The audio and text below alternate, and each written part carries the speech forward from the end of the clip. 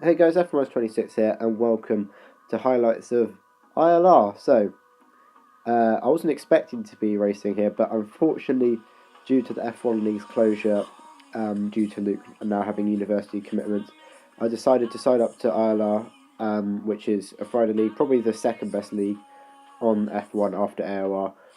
Unfortunately, I'm not in Tier 1 because the racing line is banned, so we're here in Tier 2, starting our qualifying lap. Obviously, if you watch my evaluation race, you know what we're doing around Bahrain. Soft tyre to medium in the race, so we're having to qualify on the slower tyres. Our first lap really wasn't very good. I should be aiming for the 26s, but again, we're sliding through turn 4, so this lap really hasn't been what I would have liked so far, as we now head into the chicane, missing the apex there and not taking the optimal line whatsoever. This has been really poor so far from myself, although I hadn't done a huge amount of practice, like one quali session before the race, so you have to let me off on this one, I think, as we head through the tricky double left-hander there, which we actually managed to navigate reasonably well. Not perfect, but it will do as we now head towards the final section of the lap. Maybe a bit too much curb there, but we were able to get on the power and avoid the exit curb as we now head through this flat right-hander. Avoid the curb as it will try and kill you, as we now have to go down to third to make the apex here, but we've actually managed to maximise the exit, which we didn't do on our first lap, so we are in the green, although not by as much as I would like, as we head down towards the final corner now. We're keeping it in fourth this time, swinging the car in, short shift, actually don't short shift on the exit.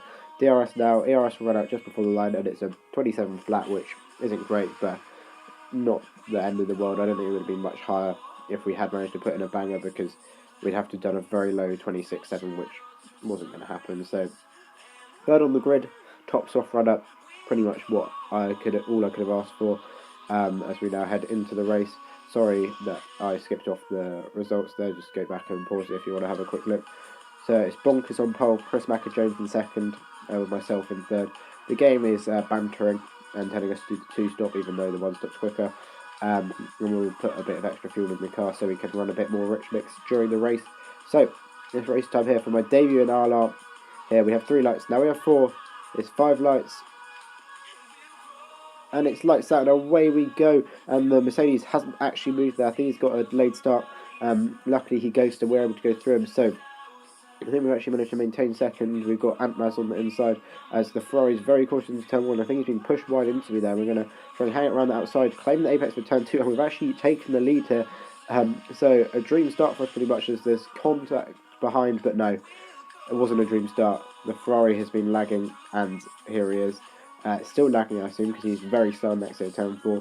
So yeah, this is good, isn't it? As he lags back into his rightful place. But yeah, not the dream start I thought I had when I was leading out of turn 2 from third on the grid on the softs, because the Ferrari is in fact lagging slightly, so hopefully that sorts itself out as the race unfolds, because I don't really want to be racing against that, if I'm honest. But yeah, still P2, decent start. I haven't done really any race practice since last week, when I was practicing for RGL, which will be addressed in a future video as to what's going on with that. And then up 2 we set the fastest lap, which is unfortunately beaten by Midseat behind us.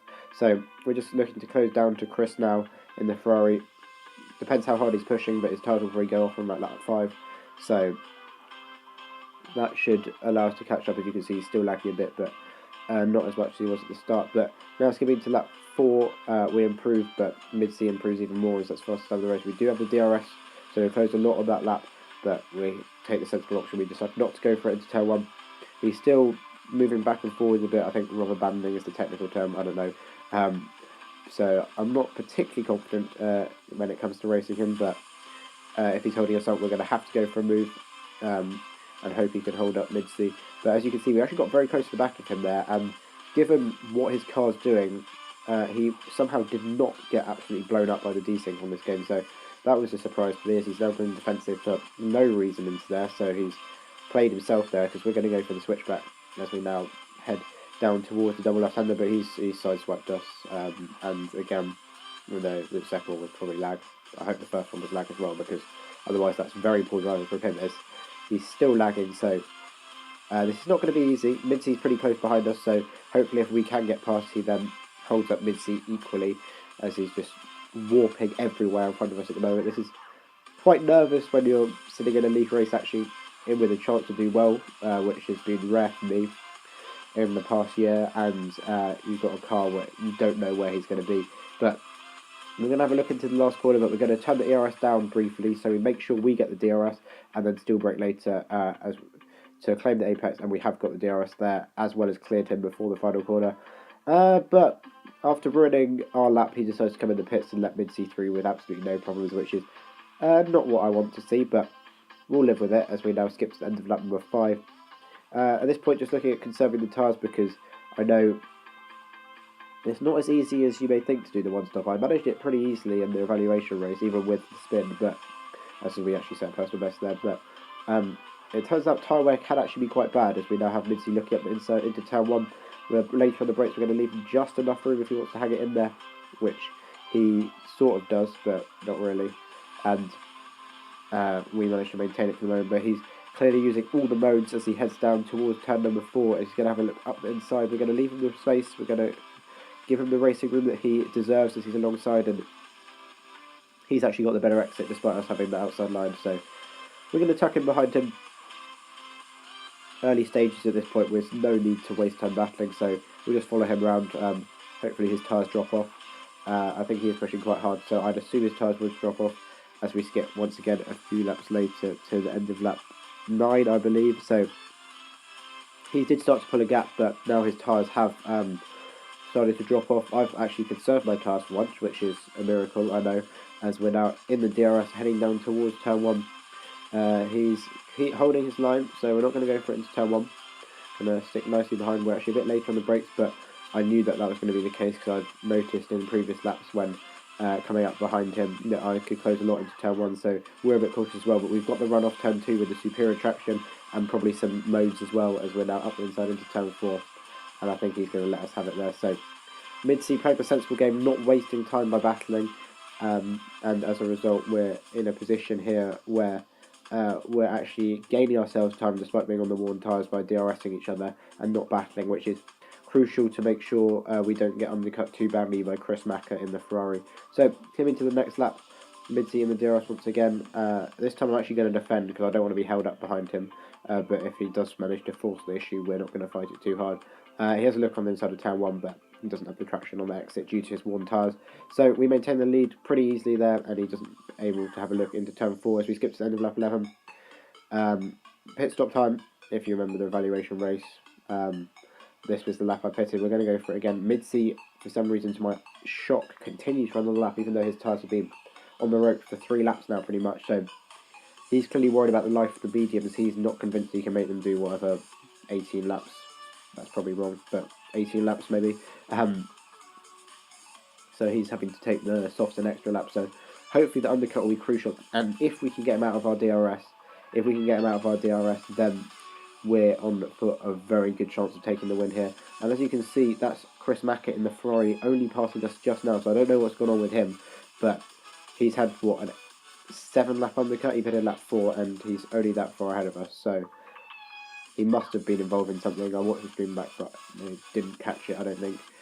So, coming to the end of the lap, the tyres took a while to get up to temperature. So as you can see, we're actually worryingly close to mid-C, but we do manage to get out ahead, and that is crucial that we are ahead. So hopefully he'll have the same issues warming up his tyres, and as a result we are able to also, we're able to get him out of the DRS, which we have now done as we're now in the DRS of Chris Macca. Fastest lap of the race as we cross the line.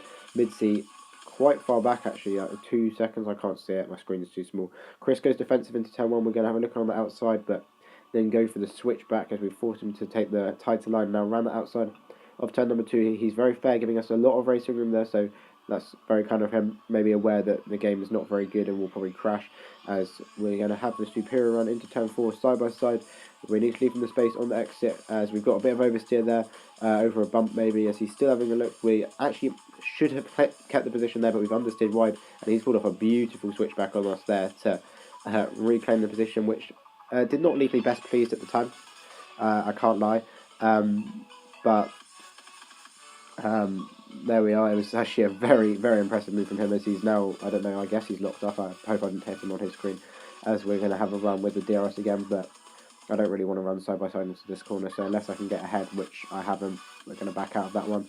So this is costing us time, but hopefully he's going to do the same when Midsy catches him, and hopefully it balances itself out, and we're able to keep the gap to Midsy over a second and a half, 2 seconds, just to ensure that there's not too much pressure as we get to the end of the race. So this time we should be close enough on the pit straight. I'll utilise all the ERS and fuel, etc. available to me in order to get past us.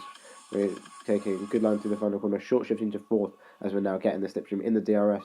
He's going to go defensive to the inside, and we're just going to pull it along to the outside and claim the position there. He's back in the slipstream. I don't think he'll go for a dive into turn 1 where he braked quite late actually and missed the apex, so would have been pretty impressive if he'd managed to go for a dive, which he doesn't manage to do, and that is us up into, well, P2 because Wilmson hasn't pitted yet, but technically P1. So Wilmson now pits at the end of lap number 16 for a set of softs, as we've got a reasonable gap, but Midsy is now getting past Chris Macker-Jones, who will probably pit this lap as well for a set of softs. So that is us up into P1 now, and we just need to maintain the gap, which we have done. Nothing really happened. It's lap 28 coming to start the final lap. Midsy has started to close. Our tyres have now started to wear, and we're just bringing it home pretty much. The gap is just over a second at this point, so all we need to do is make sure we don't make any mistakes, and that will be us securing the victory here in Bahrain as we come through turn 1. The final lap here.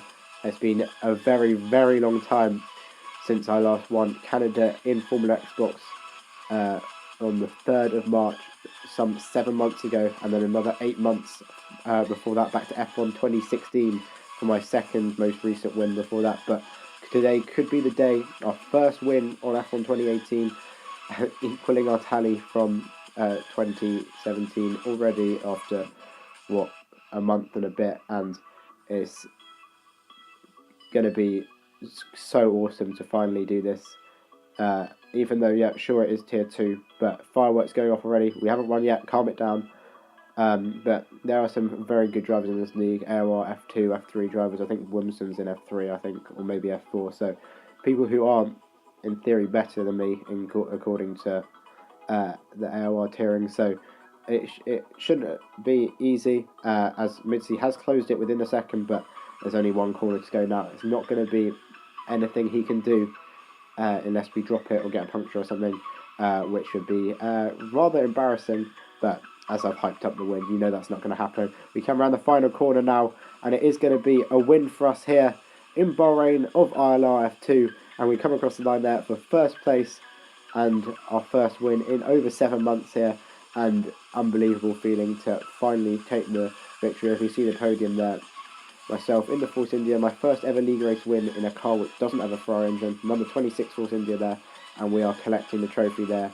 And yeah, technically I'm only a reserve, so until a full-time seat becomes available, I'm not placed in the standings, but hopefully one will become available soon, because I want to get challenging for podiums on a regular basis.